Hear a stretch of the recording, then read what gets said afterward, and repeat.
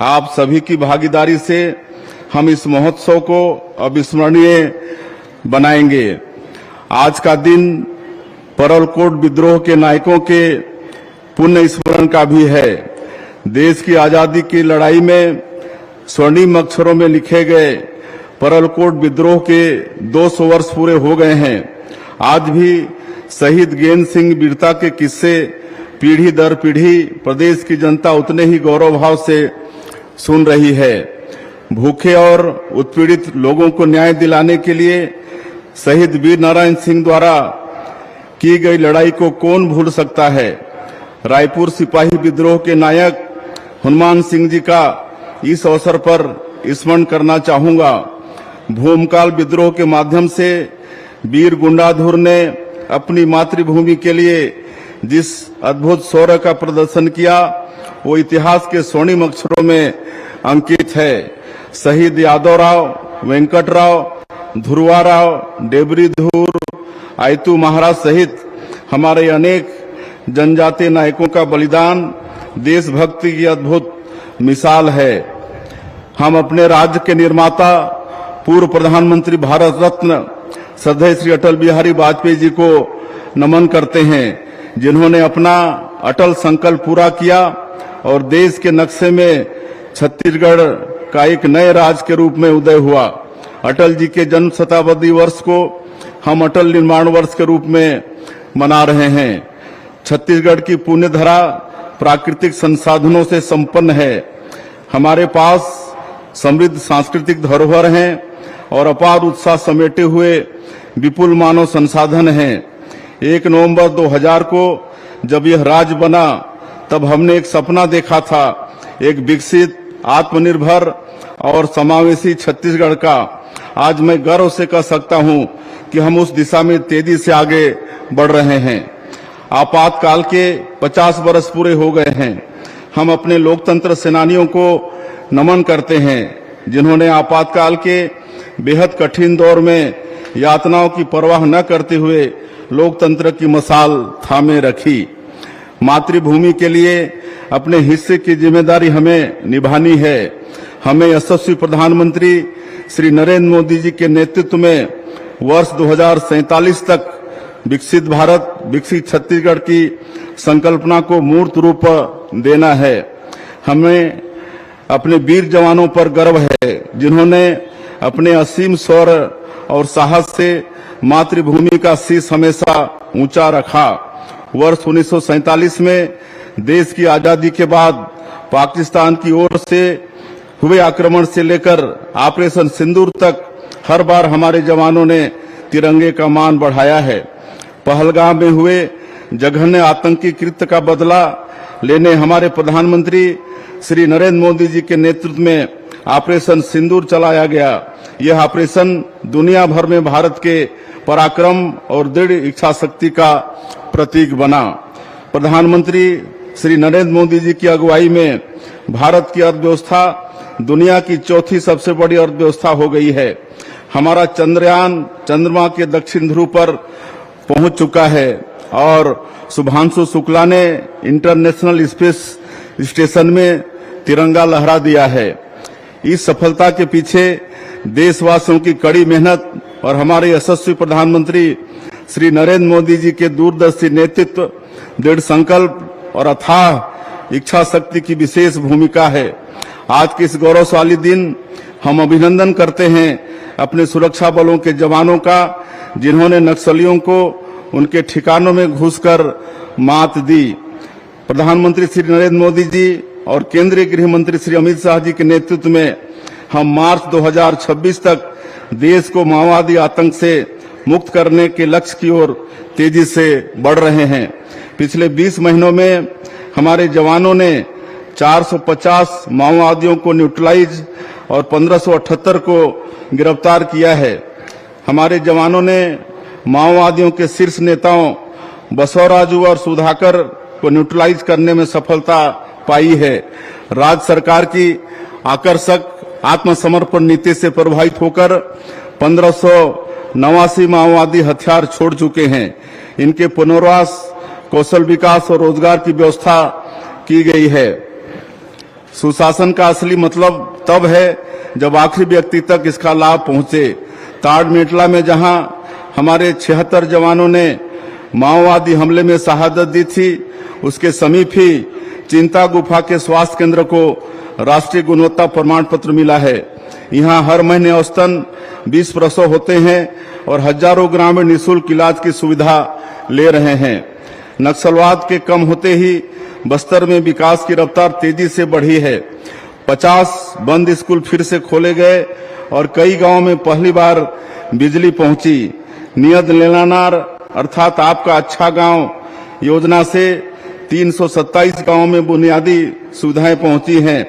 पामेड़ जो कभी नक्सलियों का गढ़ था, वहां बैंक की शाखा खुल गई है।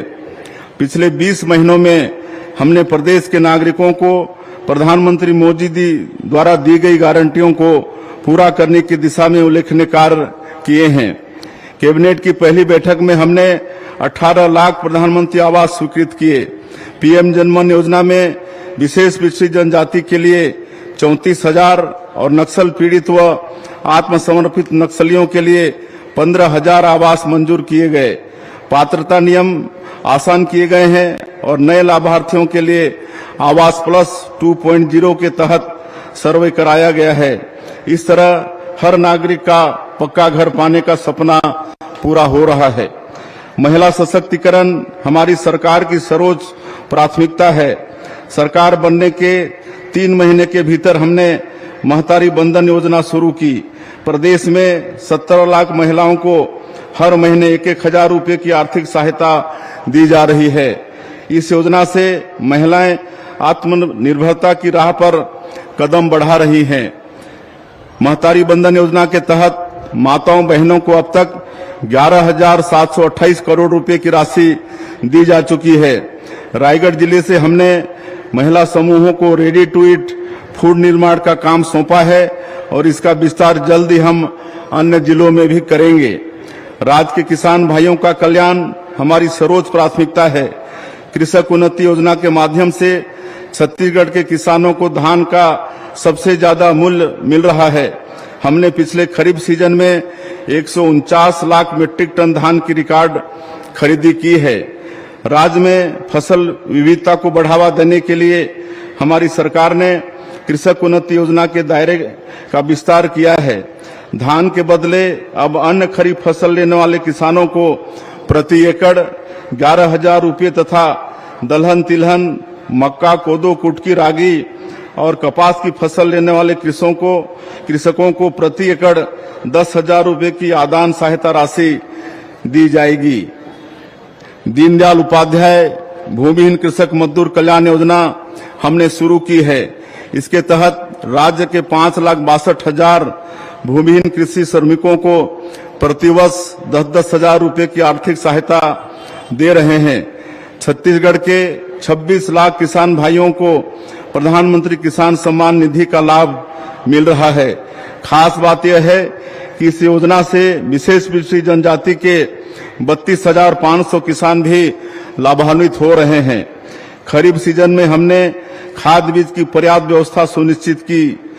वैश्विक तनाव के कारण जहां डीएपी की आपूर्ति में कुछ कमी आई, वहां हमने भरपूर मात्रा में नैनो डीएपी उपलब्ध कराकर किसान भाइयों की दिक्कत दूर की। हम राज्य में सहकारिता की संभावनाओं को साकार कर रहे हैं। खेती किसानी के साथ साथ हम पशुधन और मत्स्य पालन को भी बढ़ावा दे रहे हैं।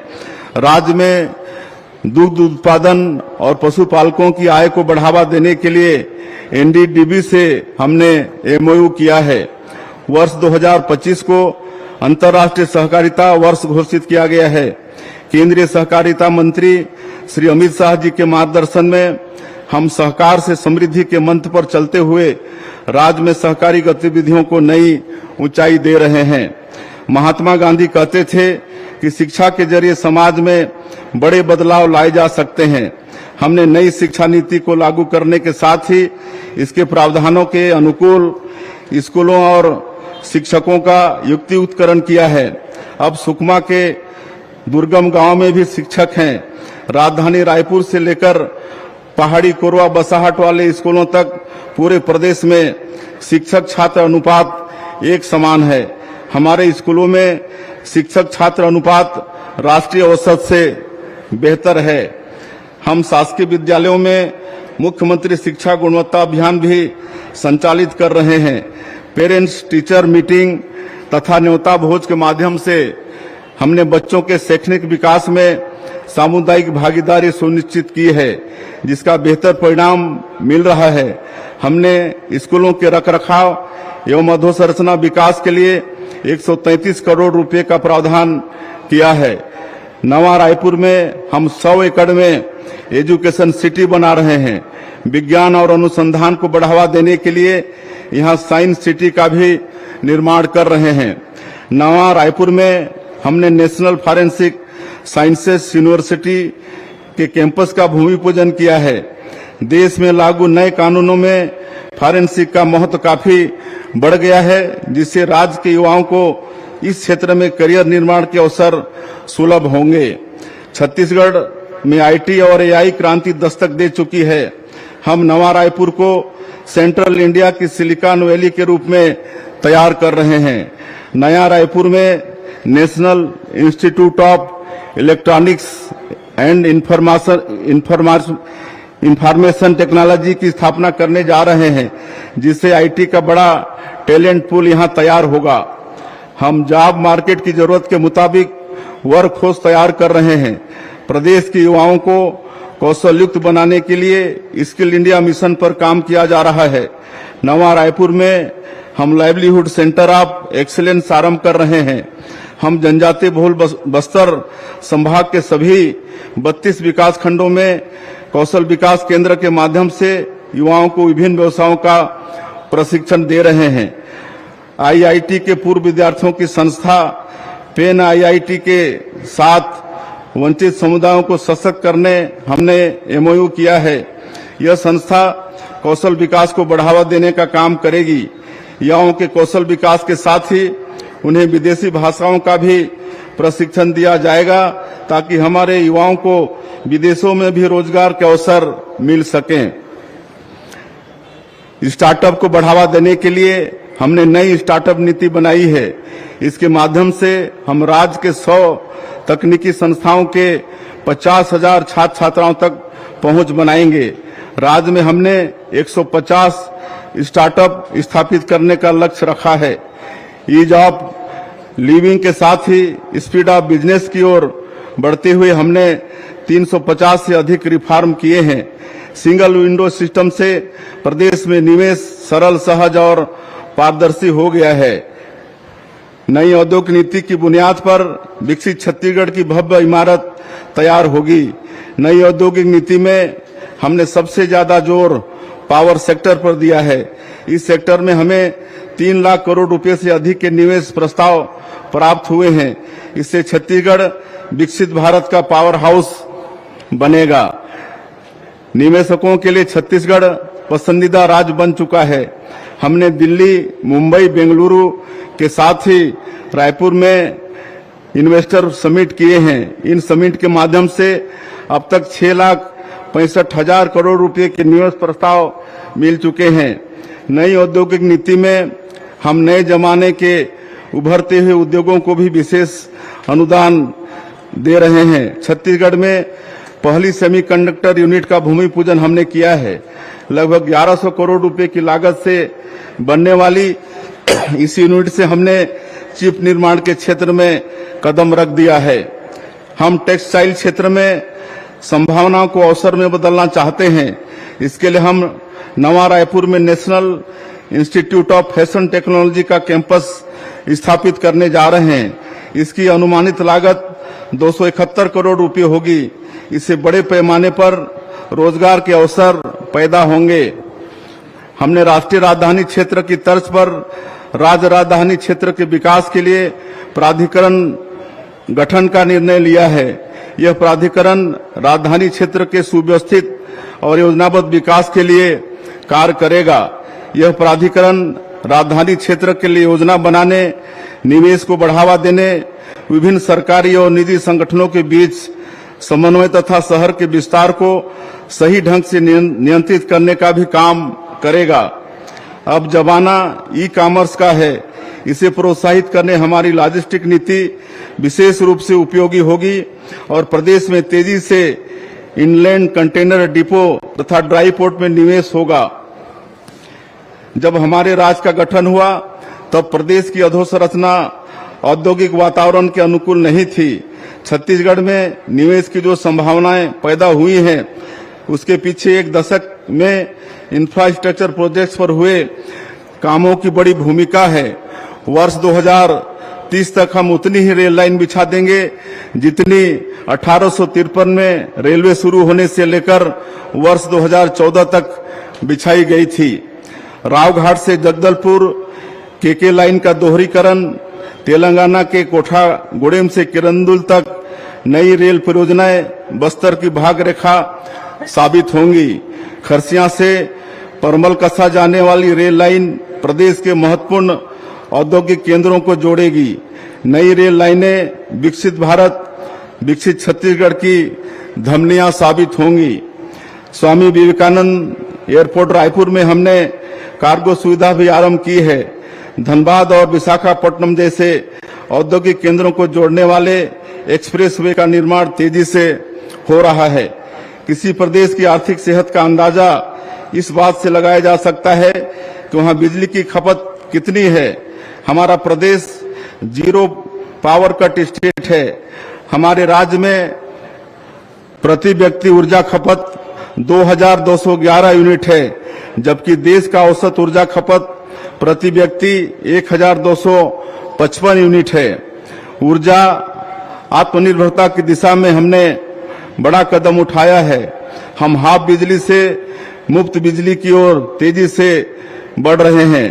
प्रधानमंत्री सूर्य घर मुफ्त बिजली योजना ग्रीन एनर्जी के क्षेत्र में एक महत्वपूर्ण कदम है।